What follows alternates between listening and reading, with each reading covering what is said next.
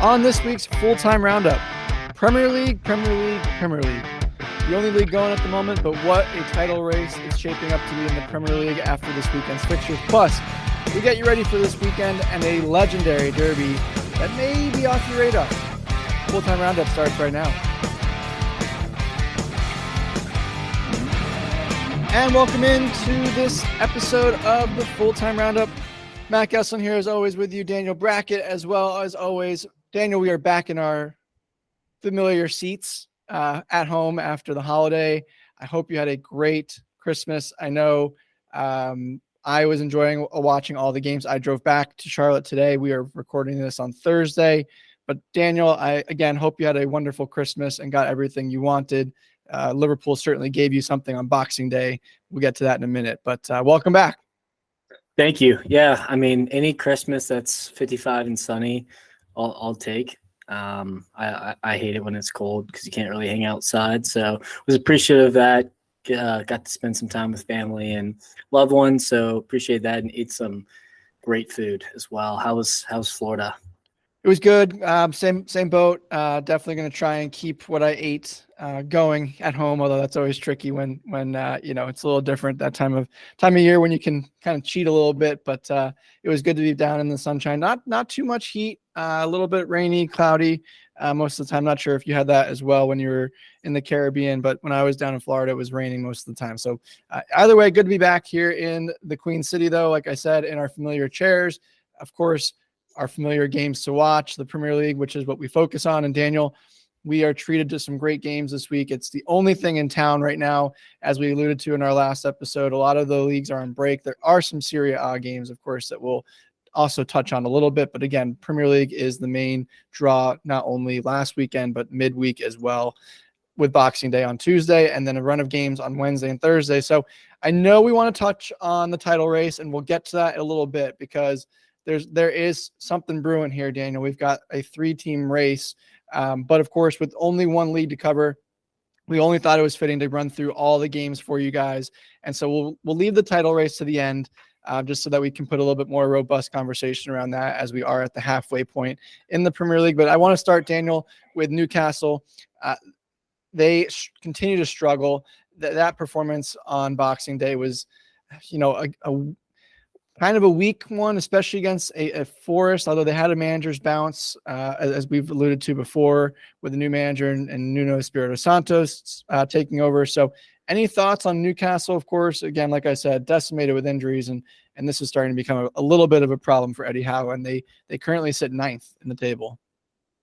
Yeah, I mean, Newcastle and Villa were kind of the darlings at the start of the Premier League, and one stayed fairly hot and the others kind of slumped. And I don't know if it's a combination of, Europe, Premier League, FA Cup, EFL Cup combined, and the squad is just not used to that grind, 2 games a week every single week of the year. Or it's just, bad luck. But Eddie Howe has not found an answer. I mean, it's been nice to see a Lewis Miley kind of step up, but he needs other youngsters or French players to step up because it's not good enough right now. But on the other side of, the end of the pitch, I guess, Forest were fantastic. And Chris Wood under Nuno looks like prime Ronaldo. I mean, I don't think I've ever seen Chris Wood score a really pretty goal, and he had at least 2 in this game of his hat trick. So shout out to Chris Wood and Forest. And then, we'll kind of tie in Manchester United later, but seeing how good Anthony Elanga has been this season, it just has me questioning every week, why did United sell him in the summer? Because they need the exact player that he is. So that's another one that just I scratch my head at week in, week out. A lot of things that Manchester United do that make you scratch your head, as you mentioned. Fair enough. Them in a second, but Chris Wood with the hat trick, of course, playing against one of his former teams, respectfully did not celebrate any of the goals, but 3 good goals nonetheless.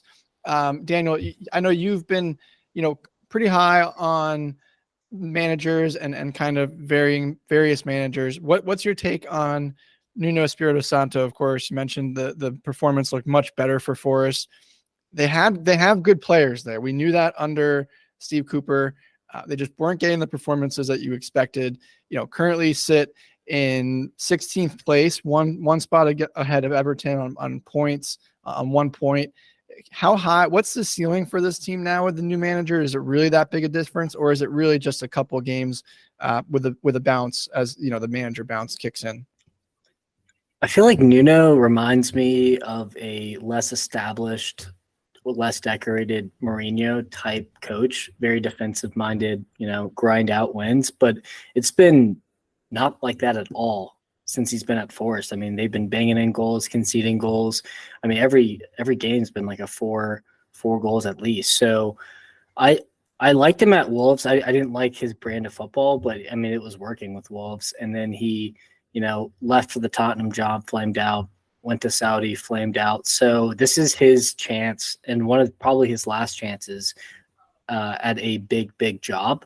And so it's going to be crucial for him to prove himself as a top manager if he wants to stay in the top flights of Europe. So this is going to be a really interesting story to keep an eye on. Forest, I think they have the talent.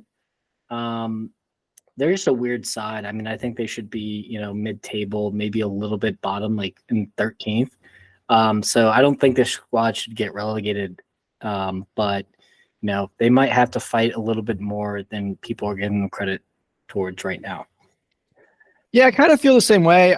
It's a weird one, right? Because obviously you mentioned the places that Santo flamed out and didn't really, make much headway. And so that's a curious one, especially the Saudi one, given how weak that league is and the team that he had there. So something to keep an eye out for. Like you said, I am a little concerned with, once the manager bounce kind of plays out, whether or not they have enough power. I think we've talked about, we'll get to it here in a second, how bad the bottom three are though. So they may get away with it this year, but makes me wonder if they were going to be fighting anyway, why not just keep Steve Cooper? But that's neither here nor there. Not in my wheelhouse to make those decisions, but we'll keep an eye on that. Like you said, now again, talked about at the beginning, you're very high on a lot of these new managers in the Premier League this season. One of them I know that you want to talk to and touch on is Areola at Bournemouth and what they've been doing.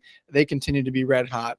What is your take here? And again, of course, we're at the end of the season, end of the year, not end of the season, and midway point. So I got to ask you again, what is the ceiling for Bournemouth as well? Probably where they are right now. Which is 12th, by the way, Which just is 12th. at 25 points. Maybe a little higher, maybe like sneak into like 9th place at their best, what they have and what they're working with. I mean, so last year, they looked like they were going to go down for sure. And an American ownership group came in and injected the club with cash in January as a last minute, let's try to save it. And it ended up panning out. Michael B. Jordan being one of the minority investors for all our American listeners here. And so they survived. Then they did a really good hire. They spent the cash. They invested really well. And what did Bournemouth need? They needed to be tight at the back, and they finally needed a goal scorer. And Dominic Solanke, ex-Chelsea, ex-Liverpool player, has come up big this season, is having his best season easily by a country mile. I think he's second in goals now in the Premier League, and he's got a lot of help too. So I'm very impressed with this, Bournemouth team. I grew up watching, Bournemouth games. They're kind of like a perennial Premier League team, and it's good to see that they're not just a yo-yo club. They're here to stay, it seems. It is funny you mentioned them being in the top half, which would be a huge success for them. I think that's a little high. I had a conversation with a friend of mine as well who thinks they're quote unquote a legit Premier League side, whatever that quantifies to you. But I think a little bit lower in the table for me. I think that 12th, where they kind of sit right now. The funny part of this is that, of course, you mentioned they made a new manager signing, which was Gary O'Neill. And then 3 days before the season started, they let him go. He's now at Wolves, and Wolves sit one place in the table above Bournemouth. So just careful what you wish for, but they do look really impressive in what they're doing there. Of course, Areola and what he's bringing to the table, his style of play, you're really seeing that with the players on the pitch and what they've been doing the last couple of weeks. And a big win against Fulham, who under Marco Silva are starting to continue to struggle. You wonder how long he has left in the seat. It's been a few years now at the helm, and they continue to be one of those mid-lower tier teams, and so that's going to be an interesting one to keep an eye on. I don't think Marco Silva is under fire just because they're missing their 2 number 9s. I mean, Raul Jimenez is out, so is Vinicius. So they're playing with Belize up top, I believe. So there goes your goal threat. Willian, their best winger, has been out as well. So they're kind of in a little bit of injury crisis as well. So I think Marco Silva's done enough this year to earn him some leeway. Obviously, if it goes to 7 losses in a row, then you could see him on his way out. But I think Marco Silva was getting a lot of plaudits at the start of the season as they started pretty hot. The only thing I'll say on Bournemouth before we move on is I think them being able to retain Iriola is crucial for Bournemouth if they want to grow as a club. If they lose him, then that's when they could it all goes down the drain. Potentially, you never know who they could get as a manager. But getting a new manager, as we've seen in the Premier League, can be very risky business. Definitely can be. Although one team that has looked pretty good, Daniel, is Chris Wilder and Sheffield United. Of course, they do. This is a massive 6-pointer in the bottom of the table against Luton this weekend. Boxing Day wasn't weekend. It's a little bit. What day are we in? And they did look good, but they unfortunately get the L there, which is a big 3 points for Luton. I wanted necessarily. We've talked about Sheffield and we talked about Chris Wilder and how much better they've looked, not only on just now, but in the previous episode. So I want to focus on Luton a little bit, who at one point, Daniel, I know we've talked about it. Everyone thought this was going to be the worst team in Premier League history, worse than Derby County, who had 11 points at that time. Now Luton currently sit at 15 points, 1 point behind Everton from safety. Of course, everything that's going on with Everton and things that we've talked about as well. Is there enough here for Luton to stay up, or is this team just kind of doing what a bottom team should do in historical sense from a promotion side, but not have enough to stay in the Premier League at the end of the season? If they keep winning, they have a chance. I mean, if I'm they play Chelsea next, by the way, so they could potentially pick up 3 more points there. So. that is true. I mean, they're probably looking around right now and seeing, the teams around them are just decimated with injuries. I mean, I don't think I've ever seen so many teams in a season just completely, 7 to 10 senior players out. So that would give them hope. I love Luton because, they win at home. They're a scrappy side. They don't play the best football. They got like a 6-7 striker, so they just lump it long and get numbers in the box, almost like a Sean Dyche type setup. And that works. You can see it. I mean, it's worked for Sean Dyche for years now, and it's working for Luton. I mean, that coach deserves a raise after what he's done so far. And I mean, I would love the dream to stay alive. I just don't know if they'll have enough to keep chugging. We will see. Of course, we mentioned before Forest right there as well. So can Luton catch either Everton or Forest? That's going to be the real test. Of course, who knows what happens with Everton if they get any points back from the deduction and the appeal. So we'll keep an eye there as well. But keeping with the theme of managers and want to just highlight probably the biggest game of Boxing Day.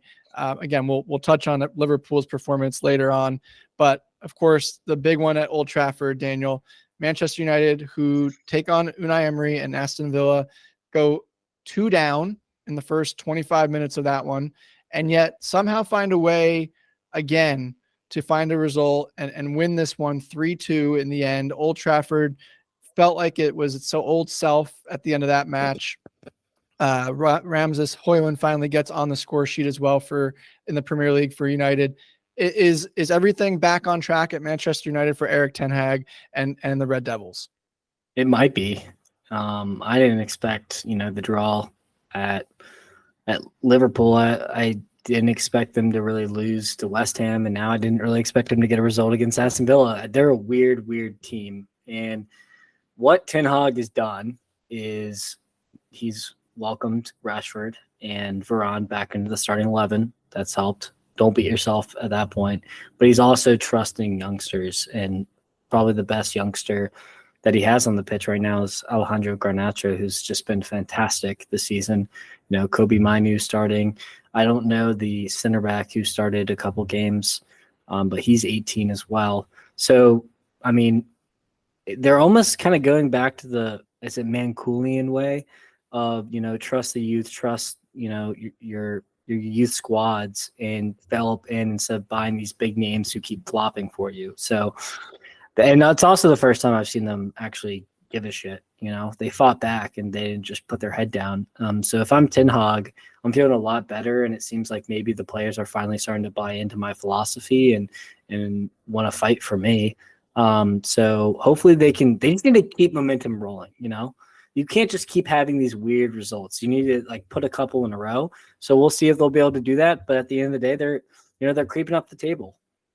Yeah, the big thing for me, and you alluded to it twice there, is the weird results, right? And just lack of consistency with this squad. Of course, a lot happened at Old Trafford this week with Jim Radcliffe taking over 25% ownership of the club. More importantly, he will be in charge of all sporting decisions for the football side. So finally, someone that is looking at this club from a real perspective of making it better on the pitch. I feel like that plays a little bit of a factor too in this performance, right? New ownership, you want to show off at home to these guys that are evaluating you. You know that they're evaluating whether or not they come and tell you in the locker room or at Carrington during the week.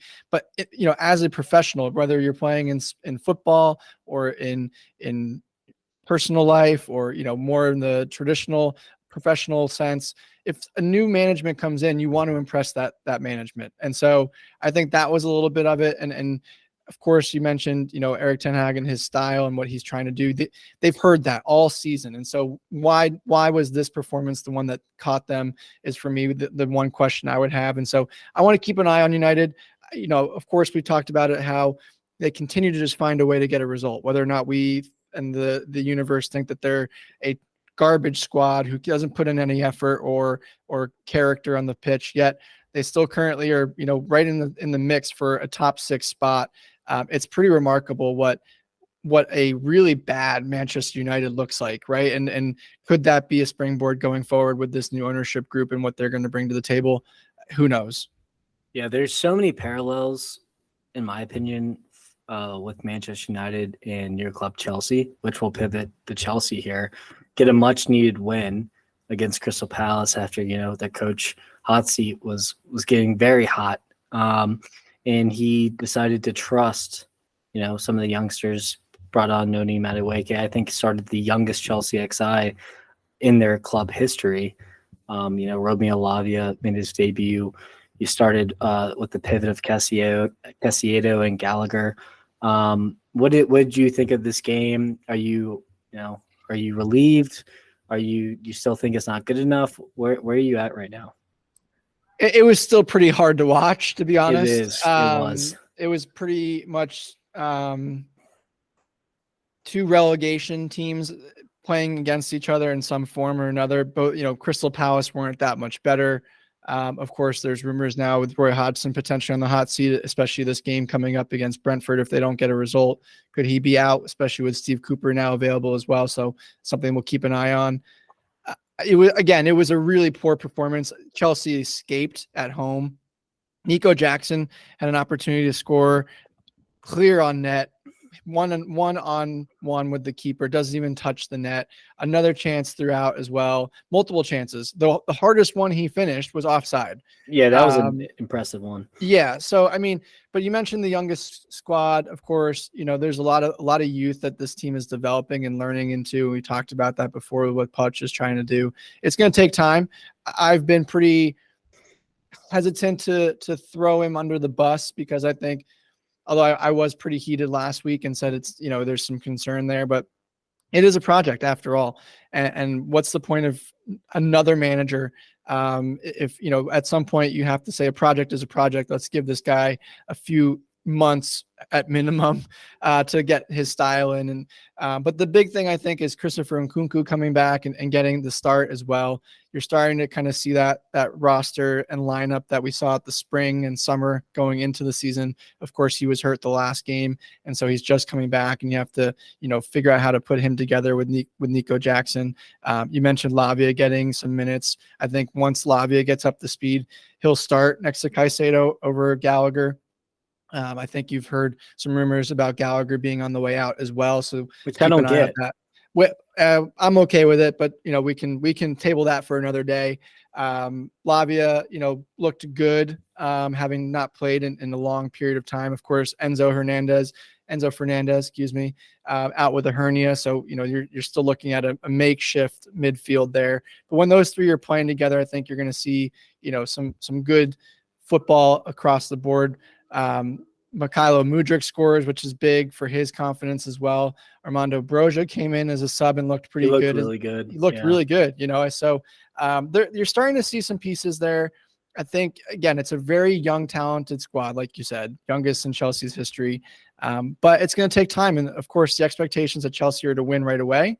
And that's going to be a little bit of a pill to swallow for the supporters, because it's not going to happen that way. Before we move on, just quick question. Number one, is Sanchez injured or out right now, or is he getting benched by Pekovic? No, he is injured. He was injured. I forgot a couple games ago. I forgot exactly which game he pulled up with like a hamstring. So he's out a few more weeks. All right. I missed that because I saw Pekovic starting. I didn't know if he got benched. Number two is, would you start Broja over Nico Jackson in the next fixture? Because I thought he came on and looked like that number 9 target man that they needed in the system that Poch is playing. Yeah, I think you do. Of course, Broja was the guy before Jackson got there, and he's had his injuries as well that people may or may not remember. He was out an entire year with a knee injury last year, after looking really good in preseason last year too. So I think you got to give him the opportunity. I think Nico Jackson is not ready yet. There's nothing that has jumped off the page at me, honestly, that says he is going to be. I know he's got 8 goals and he's ahead of Didier Drogba's path, if you will, as far as youngsters and where he is, but that's not comparable, right? I think you have to give Broja the chance. I think Jackson will learn under both Broja and Nkunku, which is what it should be. He's not ready yet.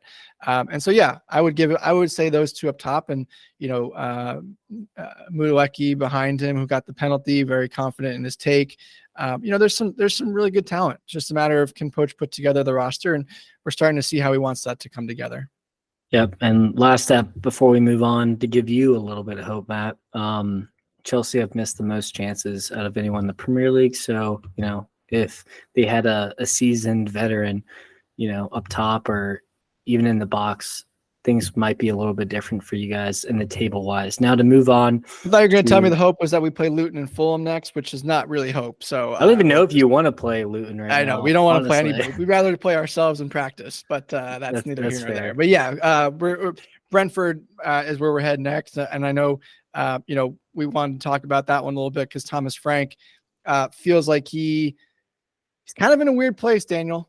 Not sure how you feel about it, but I'll let you go first. I have some thoughts on Thomas Frank at Brentford. I think we're going to disagree here, so I want you to go first. I think he kind of had a chance to go to a big club over the summer, or even last summer when Brentford kind of was that darling. They of course have had pretty bad injuries. Ivan Toney's been out basically all season as well, which you mentioned about, your striker not being available with Fulham. Of course, that's one of the big pieces, but currently in 14th with only 19 points at the halfway mark, Daniel, it feels like he missed the boat on getting somewhere to that next level. And it's kind of stalled a little bit for me. I don't know if he gets sacked, but I feel like he had an opportunity to go somewhere big and did kind of miss that opportunity. I rate Thomas Frank very highly. I think that, eventually he will make that big move. I don't think it'll be in the Premier League though. I could see him I could really see him in the Bundesliga. That's like the spot. Would be a good fit. Definitely. I think that'd be a really good fit, especially at like a Wolfsburg or something like that kind of status, like not like top 3, but somewhere around that. I think the dagger this year for Brentford has been obviously no Ivan Toney, like you mentioned, but their recruitment has been not good. I mean, they got Lewis Potter, Shade, I think his name was, from Freiburg, a couple other attackers, and no one's panned out. They're really just depending on Johan Vissa and Mbomo up top, and that's just not going to give you the Toney numbers that kind of was carrying you last year. I mean, they're tight at the back. The midfield is a bunch of makeshifts. They get the job done. It's more about the unit than the individual players. They've had a couple, standouts, I guess you could say. But I think the recruitment is more of an indictment on Brentford than Thomas Frank. But I mean, I think they're very loyal to him and what he's done for the club. So I don't see him. I think it has to get really bad before they put him on the hot seat. And I think they'll figure things out. It will be interesting. I did have a question for you because we talked about Bundesliga, and I don't disagree with you, Wolfsburg. What about Borussia Dortmund, though? If we, like we mentioned, if Terzic goes into management there versus being the manager, so sporting director or recruitment, that would be a nice team, or is that a little bit too high for Thomas Frank at this point? Because obviously we've seen he does a lot with a little at Brentford, so Yeah, that's Dortmund's MO, and you have Terzic at the management office. Does that make sense, or is that a little wishful thinking? I think it would be a little bit of a gamble on Dortmund's part, but I think it'd be the right place, wrong time, because I don't think Thomas Frank is just gonna, pack his bags and leave during the season and do Brentford dirty like that. So it would have to be, at the end of the year. I could see that because I think Niko Kovac is good at Wolfsburg. I just threw out like a higher mid-table name and that was the first one I thought of.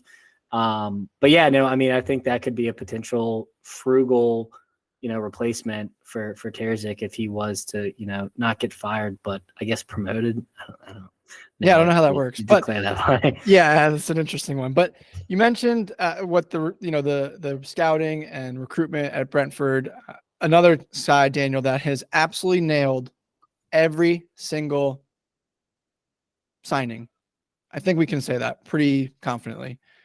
I don't know if there's one that's really been a bust at this club, and of course, we're talking about Brighton and De Zerbi and what they've done there. Of course, this goes even further back with Graham Potter, with what he's done to kind of get things started.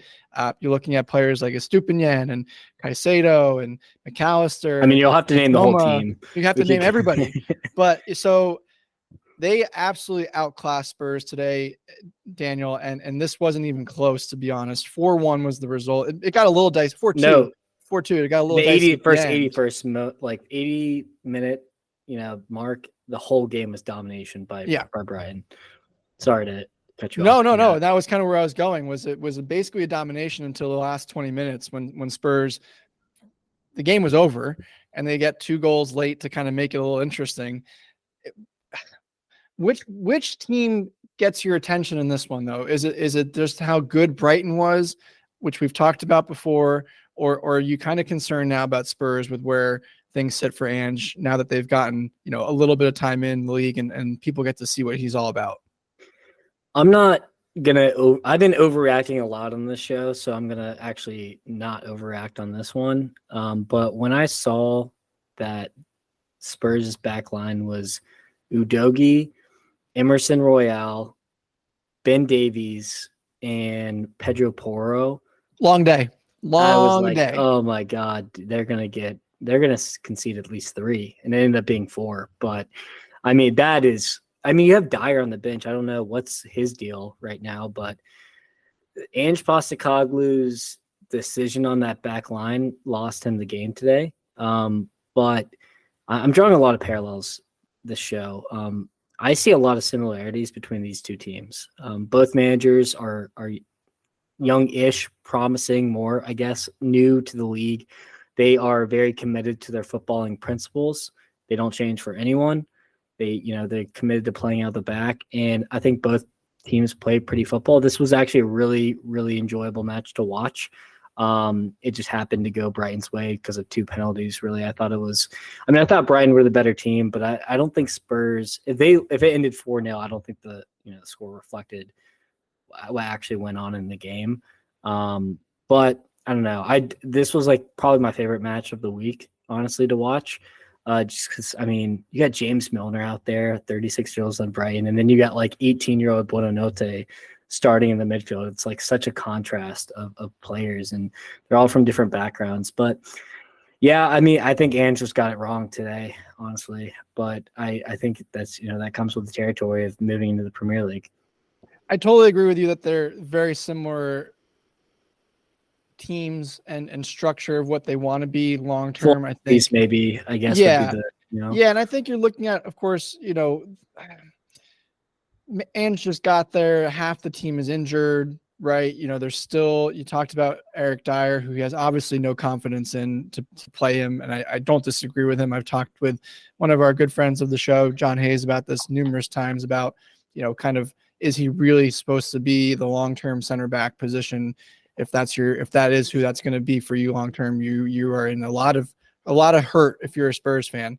So I agree with that. I think they're about another win, not a January window. I would say another summer window away from being where Ange would really kind of have, enough to kind of make a push next year. I think they're running out of gas. It was a great story when they were top of the league and, kind of everyone thought they were the darling. They still sit fifth. They're not out of the top four race, especially with Villa, which we'll get to here in a minute. But I just think it's a little early for this squad, especially given, what is on the roster at the moment. Yeah. And, contrary to that, you see João Pedro get the nod over Ferguson today, and he's been one of the better signings of the Premier League this season. I mean, he's money from the penalty spot. I think he has a perfect record. He's taken almost double digits. I think it's 11 of 11. If 11 of 11. Today. Yeah. Yeah. And he's been a great signing. He came from Watford. So I was really impressed with his game today. And, Hinchelwood, I think it is. I mentioned him on the pod earlier, but he's like the young Brighton Academy lad who scored an absolute rocket. And he's got on the score sheet, and he looks like a fantastic player. And not only has it been the recruitment from, abroad, but it's the, calling up players from their academy. So I don't know. And Valise, another young player who's got his first Tottenham goal today. So good for him. But yeah, not too many conclusions to draw from this match. More, I just enjoyed the spectacle of these two, similar managers kind of going back and forth. Yeah, it was funny the youngster getting his Premier League goal tally started. I don't know. Yes. Yeah, I don't know how to say that correctly, but his first goal in the Premier League, I was trying to find some nuanced way of saying that, and he was fist pumping, which I thought was a little funny given they were down 4-0. But hey, credit to him. That's a big deal when you get your first goal in the league, and like I said, very, very bright future ahead of him, as does a lot of the Spurs team. But I think, like I said, they're just a little bit away. But something, Spurs fans, you're in good shape going forward. Daniel, they obviously are not going to be part of this next conversation that we're going to dive into. We alluded to it, kind of teased it the upfront as well as in the intro. We have ourselves an absolute title race, and it is not just a 1 or 2 team race. It is a 3-team race, Daniel. Could you ask for more? And we haven't talked about one team, but I kind of feel like they're on the outside. We don't want to spend too much time on them, but we can throw them into the mix here. Of course, from my perspective, the 3 that we're looking at are City, Liverpool, and Arsenal. Arsenal losing today, of course, to West Ham, which is a big surprise at home. West Ham got two goals, one controversial, although it's really hard to tell if you see that image, if it's out or in. Ruling on the field was a goal or was inbound, so you got to keep it that way, of course. Liverpool, your team, I would love your thoughts. Get a big win this week, on Boxing Day against Burnley. What you expected, right?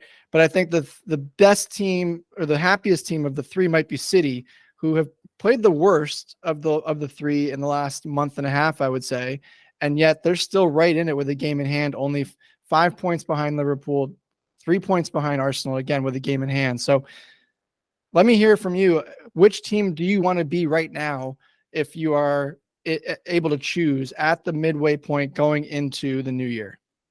City, without a doubt. I mean, they've done this numerous seasons. It was first with us when we had I think it was like a 6-point lead in January. Arsenal had even bigger lead last year. And like we've said a ton of times, Haaland, Kevin De Bruyne, a bunch of other, fantastic players are going to come back in January, and who knows what's going to happen. I guess there's always the small doubt, maybe they won't be the same player or they'll have a little rough patch. But if I'm, Pep Guardiola, and if I'm Manchester City, from just historically speaking, it's going to be bad for every single Premier League squad. And what I saw on Twitter actually was probably the most relevant tweet I've seen.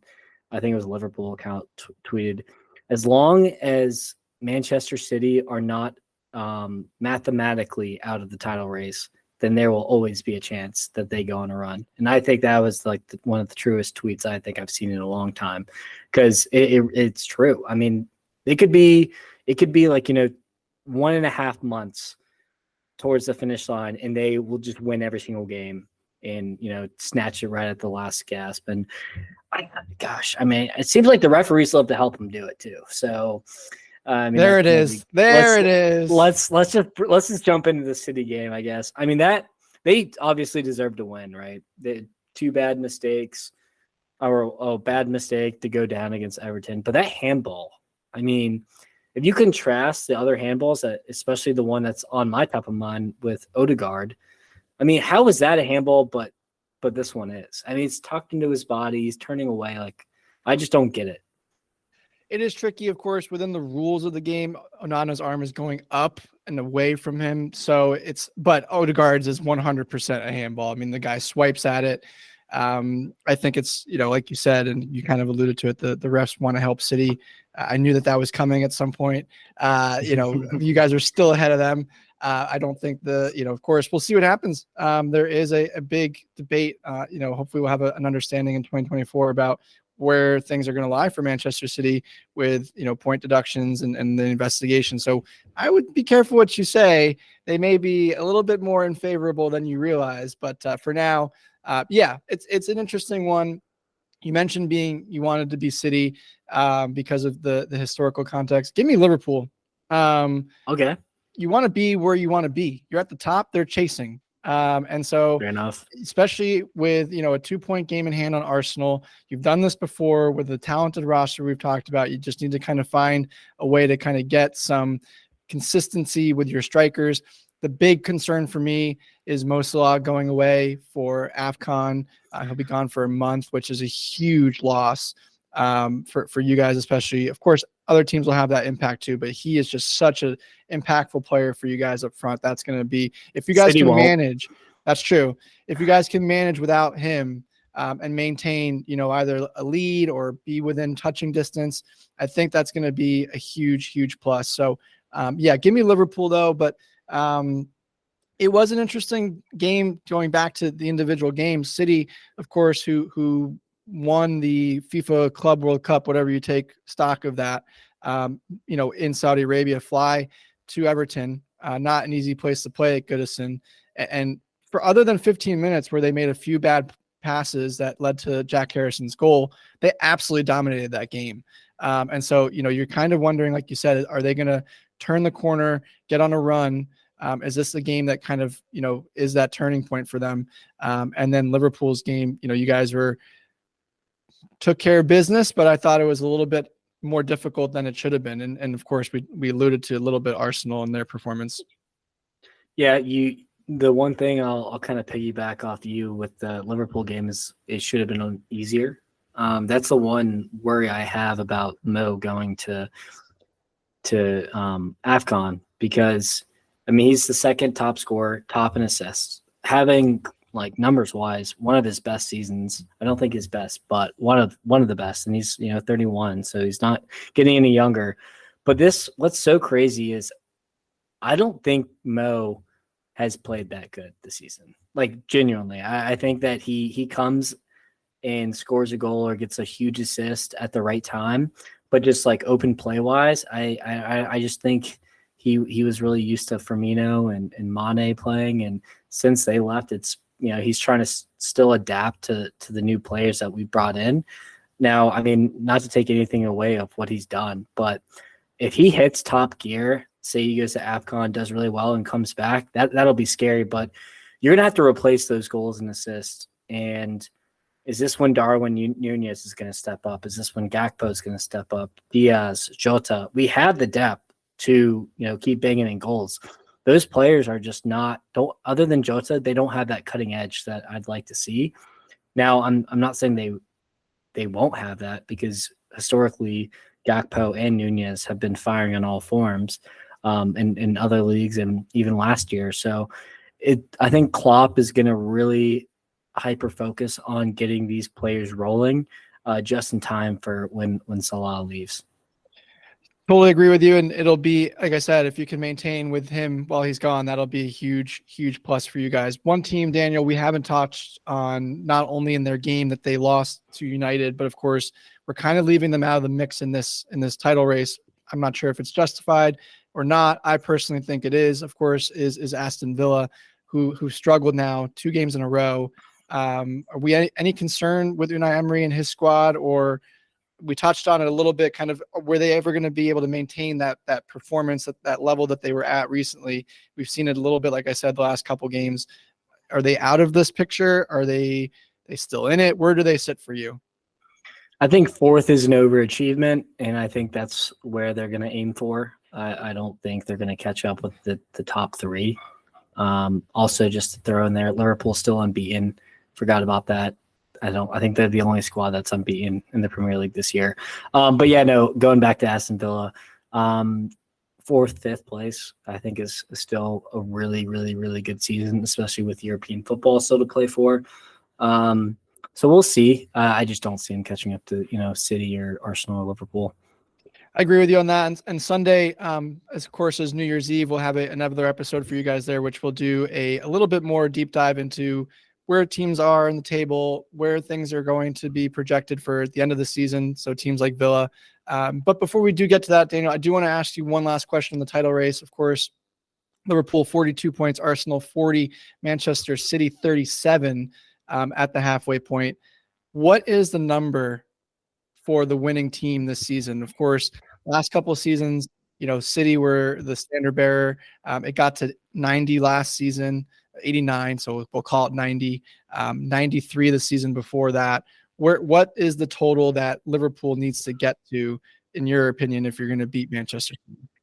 Let's write these down, because I would love to look at this at the end of the season and see how close we were. I'm going to say 83.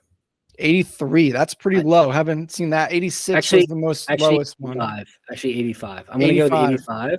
And why I think 85 is just because of all the injuries and AFCON and World Cup last year. I just think that players won't be able to, maintain that high level this year. I think they need to break bad. But you got Euros in the summer anyway, so we'll see how that goes. That's true. If they double the performance now, it's of course 84. It's not going to be apples to apples.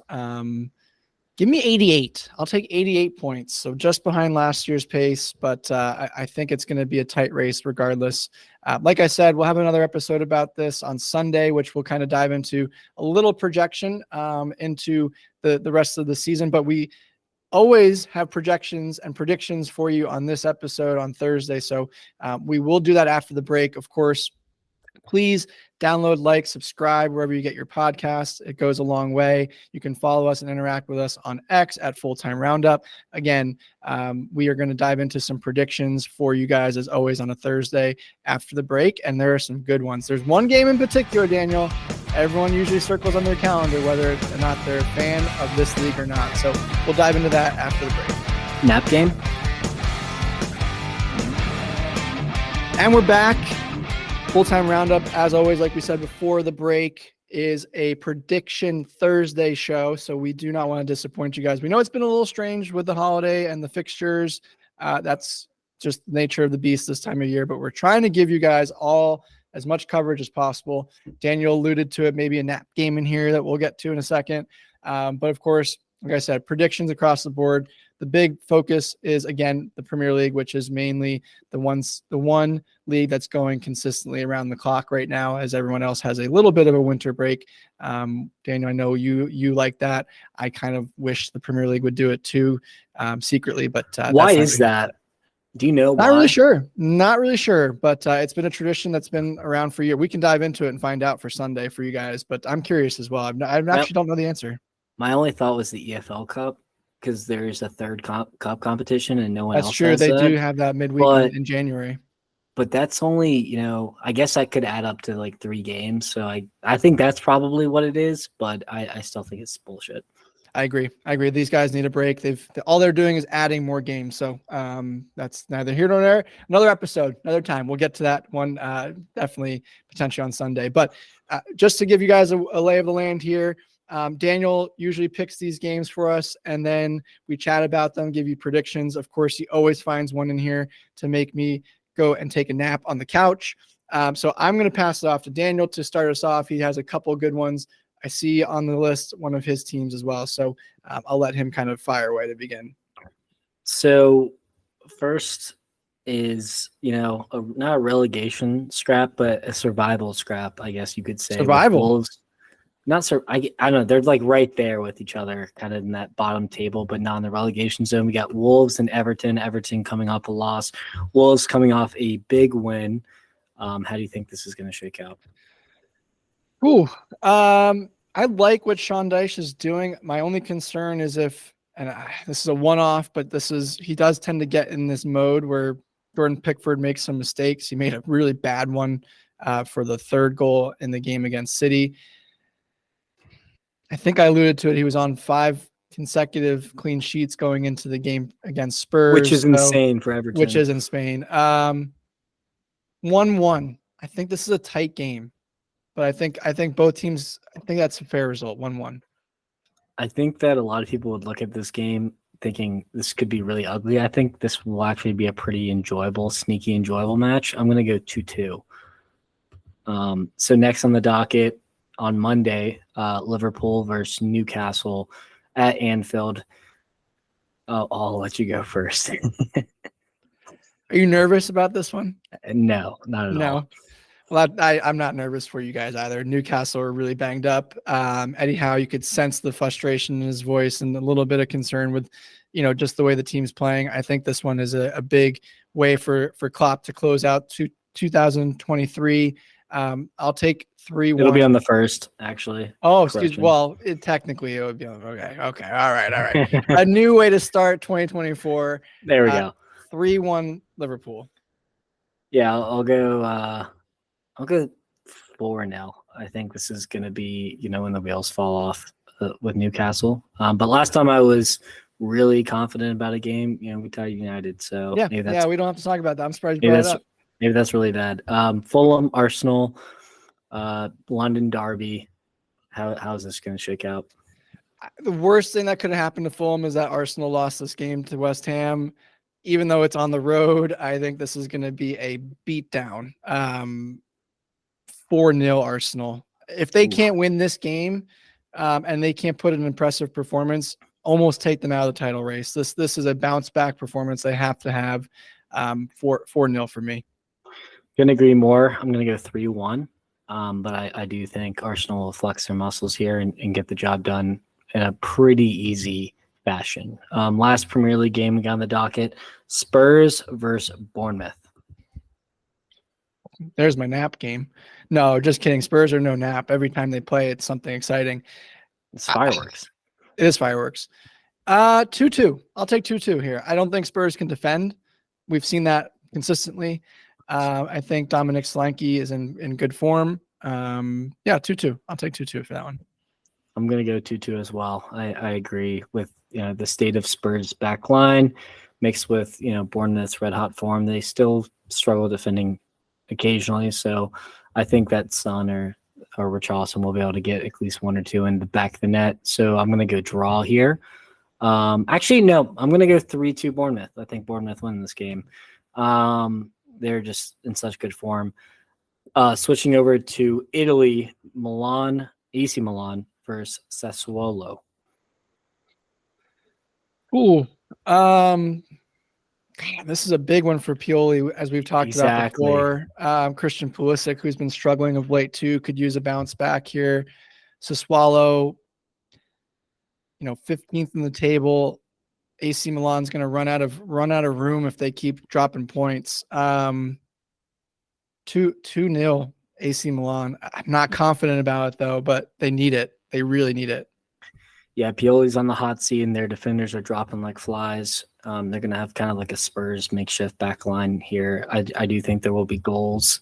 And this one, I would probably look at the over if we were doing a gambling show. But I'm going to say 3-1 Milan. I think they kind of get rolling, and Sassuolo's defense has been pretty abysmal as of late. Here's your nap game. This is definitely a nap game. The ugliest game on the docket, but two top half sides, top 7 sides. Juventus versus Roma. Juventus really need this win to keep pace with Inter. Roma need this win to be in the top 4. What do you think? I think Jose Mourinho gives Inter Milan a nice Christmas gift here and takes points away from Juve, and gives Inter an even bigger lead in the table. Of course, 4 points clear of Juventus right now. I don't know if Roma win this one, but they definitely, like I said, take points. No Lukaku, which is big, but I'll go 1-1. Jose finds a way. This is going to be they may not even hit the halfway field mark on the field for both teams in this one, but for some reason, I feel like 1-1 is going to be in the cards. I'm agreeing with you a lot here. I'm going 1-1 as well. Won't even bother watching this game. Luckily, there's no betting show on this one. This is just straight up. Otherwise, if we agreed too much, you may have to completely change your picks. But exactly. But yeah, this one, I promise you, I'll watch the highlights. But I will not be sitting down and wasting my time watching this one. And second to last in Italy, Napoli versus Monza. Man, Napoli are really sinking. Osimhen's fast. out. Osimhen's out too. Got some injuries. Don't really know how this one's going to shake out. This would put Monza top half of the table if they could get the 3 points. I haven't had many surprises. I'll take Monza. Monza did surprise AC Milan earlier in the year as well. Give me Monza 2-1 on the road. 2-1. I'm going to go 2-2 here. It is in Naples, so I'm giving Napoli a slight edge in that. And then Lazio, Frosinone. Lazio, have struggled a lot in the league. Frosinone have kind of had some nice shock results as of late, kind of hot with that young squad of theirs. How do you think this plays out? Big win in the cup as well that we alluded to last episode for Frosinone. Lazio. I got to take them. 2-1, really boring game. Another boring game and maybe 2 naps that I'll take. With Immobile out, I'm going Frosinone 2-1, opposite fixture. And the last but not least, we have a derby in Scotland. Celtic versus Rangers. Celtic is kind of cruising to the title here. This is a chance for Rangers to, get a, as you say, 6-pointer. How did you think Brendan Rodgers' men get the job done, or are Rangers kind of bounce back here in the league? Boy, this is a big one. Throw any record book out the window when these two play. Of course, this is one of the biggest rivalries in the world. Clearly, the biggest rivalry in Scotland. You mentioned a 6-pointer. Celtic only 5 points ahead of Rangers right now. So this is a massive game. And again, the rivalry here it goes, you can't even state how big this one is between the two sides. It's at Celtic Park, which will help Celtic. 3-2. I think you're going to have a fun back and forth in this one, but I do think Celtic have a little bit too much talent. Going with Celtic 2-1. Brendan Rodgers, he's been in the seat before. You can kind of really seal the league up early with this win. So Rangers it would feel that way, wouldn't it? Yeah, they've been really weird as of late, so I just can't trust Rangers here, and I think Celtic get the job done. Well, that is our prediction show here. Like Matt said before, please follow on X at Fulltime Roundup. Follow him at Life of Gesslin. Follow me at Liverpool CLTFC. Download, subscribe, rate 5 stars on Spotify and Apple or wherever else you get your podcast from. Thank you for tuning in to another midweek show, and be safe and have a wonderful new year.